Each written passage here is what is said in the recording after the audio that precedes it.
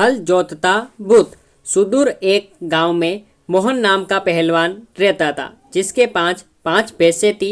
दिन भर भैंसों की देखभाल करना और उनका दूध पीना ही मोहन की दिनचर्या थी। भैंसों का दूध पीते रहने के कारण वह काफ़ी बलवान हो गया था। मोहन अपने बचाव और सहारे के लिए एक लोहे की छड़ हमेशा साथ रखता था। इस कारण कोई भी मोहन को एक बार देख लेता तो उसकी हष्ट पुष्ट काया व शक्तिशाली शरीर को देखकर डर जाया करता था। मोहन का पूरी दुनिया में कोई नहीं था, तो उम्र बढ़ने के साथ उसे अपनी शादी की चिंता सताने लगी थी। इसलिए वे अक्सर लोगों से पूछा करता था कि उसकी शादी कहाँ और किससे होगी। लोग उसे देखकर डर जाते, वे उसके सवाल का जवाब नहीं दे पाते थे। इस पर मोहन उनके साथ मारपीट किया करता था, जिसके चलते लोगों ने उस रास्ते से ही गुजरना बंद कर दिया था। एक बार किसी दूसरे गांव का एक ब्राह्मण और एक हमाम किसी विवाह समारोह में शामिल होने जा रहे थे। रास्ते में उन्हें मोहन मिल गया। मोहन ने ब्राह्मण को देखा तो उसने दोनों को अपने पास बुलाते हुए कहा कि आप तो मुझे ज्ञानी नजर आते हो, बताइए मेरी शादी कब और कहाँ होगी। इस तरह पहलवान का सवाल सुनकर दोनों ठिठक गए। हमाम काफी चतुर था। उसने सोचा कि अगर हम इससे बहस करेंगे तो इसके बल के आगे हमारा कोई मुकाबला नहीं। हमाम को एक तरकीब सूझी और उसमें दूर एक ताड़ के पेड़ की ओर उंगली से इशारा करते हुए कहा कि आपकी शादी वहीं होगी। हमाम की बात सुनकर मोहन फूला नहीं समाया और प्रसन्न होकर उसने अपनी पांचों भैंसें दोनों को दान में दे दी और ताड़ के पेड़ की दिशा में चल पड़ा। उस ताड़ के पेड़ के पास एक महिला अपने पति व एक बच्चे के साथ रहती थी। उसका पति बड़ा ही धूर्त व आलसी किस्म का शख्स था और उसे बात बात पर झूठ बोलने की आदत थी। इस वजह से वह महिला अपने पति से बेहद परेशान रहती थी। काफी दूर तक पैदल चलने के बाद जब मोहन ताड़ के पेड़ के पास पहुंचा तो वे औरत घर के बाहर निकली। घर के आंगन में प्रवेश करते हुए मोहन लड़खड़ा कर गिर पड़ा और उसका एक हाथ औरत के गाल पर तमाचे की तरह लग गया। औरत को लगा कि पहलवान जरूर उसके पति को जानता होगा। अपने एक हाथ से गाल मलते हुए औरत ने पहलवान को अतिथि कक्ष में बैठने के लिए कहा और उसे जलपान कराने लगी। इतने में औरत का पति वहां पहुंच गया। एक पराई मर्द के साथ अपने पति को देखकर वह गुस्से से मोहन की ओर इशारा कर पत्नी से पूछने लगा कि ये शख्स कौन है। औरत ने डरते हुए कहा कि उसे लगा कि वे परिचित हैं, इसलिए उसने उसे भीतर आने दिया।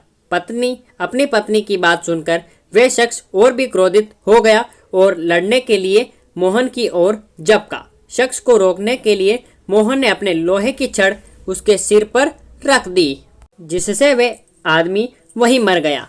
ये सब दृश्य देखकर उसकी पत्नी रोने लगी। माहौल को देखकर पहलवान वहां से जाने लगा तो उस औरत ने मोहन को रोक लिया और कहने लगी कि उसके पति के अलावा घर में कमाने वाला कोई नहीं था और उनकी मृत्यु के बाद अब तुम्हें हमारे साथ ही रहना होगा। इसके बाद मोहन उस औरत के साथ उसी घर में रहने लगा। मोहन को भैंसों का दूध पीने के अलावा कोई काम नहीं आता था। ऐसे में कुछ दिन बाद जब घर का राशन खत्म होने लगा तो महिला ने उससे कहा कि वे बाहर जाकर कुछ कमा कर लेकर आए या फिर राजा के पास जाकर खेती की लिए जमीन मांग ले, ताकि वे खेती कर अपना भरण पोषण कर सके। महिला की बात सुनकर पहलवान अपने लोहे की छड़ उठाए राजमहल की ओर चल पड़ा। राजमहल के पास पहुंचने पर सभी द्वारपाल और सैनिक मोहन की काया देखकर डर से कांपने लगे और तुरंत राजा तक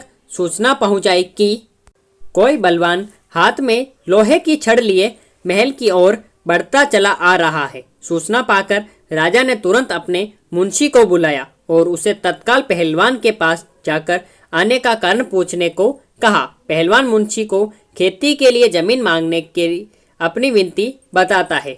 संदेश लेकर राजा के पास पहुंचने पर राजा पहलवान को ढेर सारी जमीन देने का आदेश देता है। मुंशी बेहद चतुर होता है तो वे राजा द्वारा पहलवान को दी गई अधिकांश जमीन स्वयं के लिए रखकर मोहन को कब्रिस्तान के पास एक बंजर जमीन का छोटा सा टुकड़ा दे देता है, जिसे पाकर पहलवान खुशी खुशी वापस लौट जाता है। इस बंजर जमीन के पास के बीच में एक पीपल का पेड़ होता है, जिस पर भूतों का बसेरा होता है।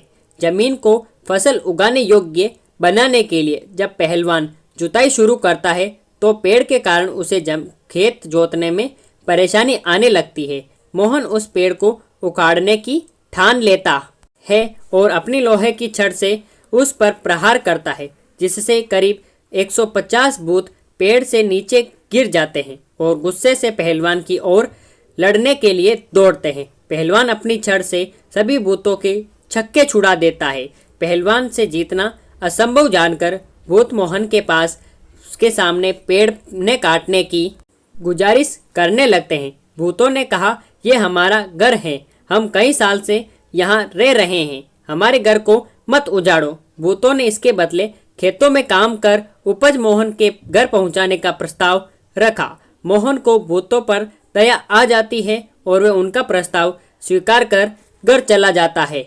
इसके बाद से भूत समय समय पर पहलवान के घर हर फसल पहुंचाने लगे। एक बार उन भूतों का गुरु उनसे मिलने आता है। सभी भूतों को दुबला पतला व कमजोर देखकर वे उनकी दुर्दशा का कारण पूछता है। भूतों से पूरा वृतांत सुनकर गुरु पहलवान को सबक सिखाने की ठानता है और उसके घर की ओर चल पड़ता है। भूतों का गुरु एक बिल्ली का रूप धारण कर पहलवान पर हमला करने की योजना बनाता है। उन दिनों पहलवान के घर में रोज एक बिल्ली रसोई में घुसकर सारा दूध पी जाती थी, जिससे वह काफ़ी परेशान था। उस दिन पहलवान भी उस बिल्ली को सबक सिखाने के लिए दरवाजे के पीछे छिपकर बिल्ली का इंतजार कर रहा होता है। जैसे ही बिल्ली के रूप में भूतों का गुरु कमरे में प्रवेश करता है, पहलवान उस पर प्रहार कर देता है। पहलवान के प्रहार से भूतों के गुरु की कई हड्डियां टूट जाती हैं और वे अपने असली रूप में आकर अपनी जान बचाने का निवेदन करने लगता है। और मोहन ने भूतों के गुरु को छोड़ने पर खुद के लिए सजा चुनने के लिए कहा। ऐसे में भूतों के गुरु ने कहा कि उसे बचाने पर वे राशन की मात्रा दुगुनी कर देगा। भूतों के गुरु की इस बात पर कुछ देर विचार करने के बाद पहलवान उसे छोड़ देता है और पहलवान के घर निकलकर भूतों का गुरु सीधे अपने शिष्यों के पास जाता है। शिष्यों के पूछने पर वे उन्हें पूरा वृत्तांत बताता है और कहता है कि अब से पहलवान के घर भेजने वाले राशन की मात्रा दुगुनी करनी होगी। कहानी से शिक्षा, अगर आपका भाग्य बलवान हो तो विपत्तियां भी अवसर में बदल सकती है।